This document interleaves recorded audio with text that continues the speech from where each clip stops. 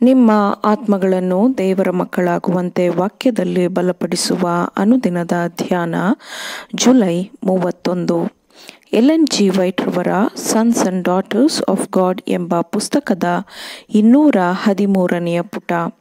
ಶೀರ್ಷಿಕೆ ಹೊಸದಾದ ಬಲ. ಈ ದಿನದ ಸತ್ಯವೇದದ ವಾಕ್ಯ: ಯೆಹೋವನನ್ನು ನಿರೀಕ್ಷಿಸುವವರೋ ಹೊಸ ಬಲವನ್ನು ಹೊಂದುವರು, ಹದ್ದುಗಳಂತೆ ರೆಕ್ಕೆಗಳನ್ನು ಚಾಚಿಕೊಂಡು ಏರುವರು, ಓಡಿ ದಣಿಯರು, ನಡೆದು ಬಳಲರು. ಯೆಶಾಯ 40ನೇ ಅಧ್ಯಾಯ 31ನೇ ವಚನ. ಯಶಸ್ವಿಯಾಗಿ ಹೋರಾಡಬೇಕೆಂದರೆ ಒಬ್ಬ ಸೈನಿಕನಿಗೆ ಧೈರ್ಯ ಮತ್ತು ಬಲದ ಅಗತ್ಯವಿದೆ. ಸ್ವತಃ ನಾವು ದುರ್ಬಲರು ಮತ್ತು ಅಶಕ್ತರು ಆಗಿದ್ದೇವೆ. ಆದರೆ ಯೆಹೋವನನ್ನು ನಿರೀಕ್ಷಿಸುವವರು ಹೊಸ ಬಲವನ್ನು ಹೊಂದುವರು ಎಂಬ ವಾಗ್ದಾನವು ನಮಗಿದೆ. ದೇವರ ಕೆಲಸದ ಪ್ರಗತಿಗೆ ಅಡೆತಡೆಗಳು ಕಾಣಿಸಿಕೊಳ್ಳುತ್ತದೆ, ಆದರೆ ಭಯಪಡಬೇಡಿರಿ. ಸರ್ವಶಕ್ತನಾದ ರಾಜಾಧಿರಾಜನು ಒಡಂಬಡಿಕೆಯನ್ನು ನೆರವೇರಿಸುವ ದೇವರು ಕೋಮಲವಾದ ಕುರುಬನ ಸೌಮ್ಯತೆ ಮತ್ತು ಕಾಳಜಿಯನ್ನು ಒಟ್ಟು ಸೇರಿಸುತ್ತಾನೆ. ಆತನ ಮಾರ್ಗದಲ್ಲಿ ಯಾವುದೂ ನಿಲ್ಲಲು ಸಾಧ್ಯವಿಲ್ಲ. ಆತನ ಬಲವು ಸಂಪೂರ್ಣವಾಗಿದೆ. ಇದು ಆತನ ಜನರಿಗೆ ಆತನ ಖಚಿತವಾದ ವಾಗ್ದಾನದ ನೆರವೇರಿಕೆಯಾಗಿದೆ. ತನ್ನ ಕೆಲಸದ ಪ್ರಗತಿಗೆ ಇರುವ ಎಲ್ಲ ಅಡೆತಡೆಗಳನ್ನು ಆತನು ತೆಗೆದುಹಾಕಬಲ್ಲನು.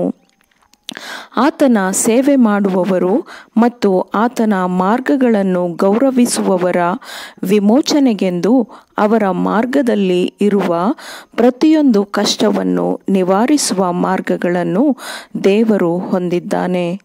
ಆತನ ಒಳ್ಳೆಯತನ ಮತ್ತು ಪ್ರೀತಿ ಅನಂತವಾಗಿದೆ ಮತ್ತು ಆತನ ಒಡಂಬಡಿಕೆಯನ್ನು ಬದಲಿಸಲು ಸಾಧ್ಯವಿಲ್ಲ.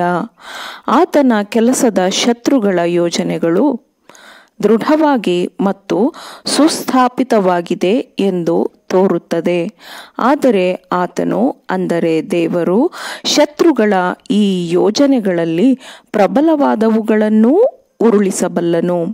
ನಮ್ಮ ನಂಬಿಕೆಯು ಸಾಕಷ್ಟು ಪರೀಕ್ಷಿಸಲ್ಪಟ್ಟಿದೆ ಮತ್ತು ನಾವು ಆತನಿಗೆ ಹತ್ತಿರವಾಗುತ್ತಿದ್ದೇವೆ ಮತ್ತು ನಾವು ಆತನನ್ನು ನಮ್ಮ ಸಲಹೆಗಾರನನ್ನಾಗಿ ಮಾಡಿಕೊಳ್ಳುತ್ತಿದ್ದೇವೆ ಎಂದು ಆತನು ನಮ್ಮನ್ನು ನೋಡಿದಾಗ ತನ್ನ ಸ್ವಂತ ಸಮಯ ಮತ್ತು ಮಾರ್ಗದಲ್ಲಿ ಶತ್ರುವಿನ ಪ್ರಬಲ ಯೋಜನೆಗಳನ್ನು ಮುರಿದು ಬಿಡುತ್ತಾನೆ.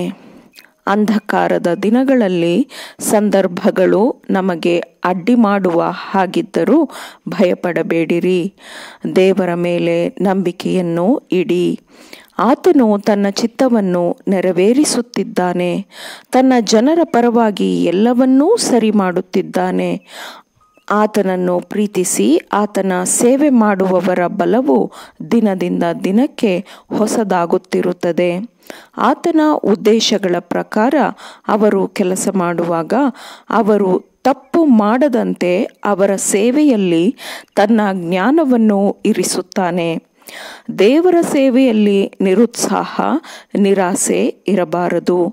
ನಂಬಿಕೆ ಎಂದರೆ ಅದರ ಮೇಲೆ ಬರುವ ಒತ್ತಡವನ್ನು ಸಹಿಸಿ ನಮ್ಮ ನಂಬಿಕೆಯನ್ನು ಕಾಪಾಡಿಕೊಳ್ಳುವುದಾಗಿರುತ್ತದೆ. ತನ್ನ ಸೇವಕರಿಗೆ ಅಗತ್ಯವಿರುವ ಎಲ್ಲ ಬಲವನ್ನು ದಯಪಾಲಿಸಲು ದೇವರು ಶಕ್ತನಾಗಿದ್ದಾನೆ ಮತ್ತು ಎಲ್ಲ ಬಲವನ್ನು ದಯಪಾಲಿಸಲು ಆತನು ಆಸಕ್ತನಾಗಿದ್ದಾನೆ. ಆತನನ್ನು ನಂಬುವವರ ಅತ್ಯಂತ ಉನ್ನತವಾದ ನಿರೀಕ್ಷೆಗಳನ್ನು ಆತನು ಪೂರೈಸುತ್ತಾನೆ, ನೆರವೇರಿಸುತ್ತಾನೆ. ಆಮೇನ್. ದೇವರ ವಾಕ್ಯಗಳನ್ನು ಶ್ರದ್ಧೆಯಿಂದ ಆಲಿಸುವವರು ಪಾಲಿಸುವವರು ಆಗಬೇಕೆಂದು ನಿಮ್ಮನ್ನು ಉತ್ತೇಜಿಸುತ್ತೇನೆ. ಪರಿಶುದ್ಧಾತ್ಮನ ಸಹಾಯದಿಂದ ಆಲಿಸಿದ ನಿಮ್ಮೆಲ್ಲರಿಗೂ ಧನ್ಯವಾದಗಳು. ಮತ್ತೆ ದೈನಂದಿನ ಧ್ಯಾನಕ್ಕಾಗಿ ನಾಳೆ ಸಂಧಿಸೋಣ. ಆಮೇನ್.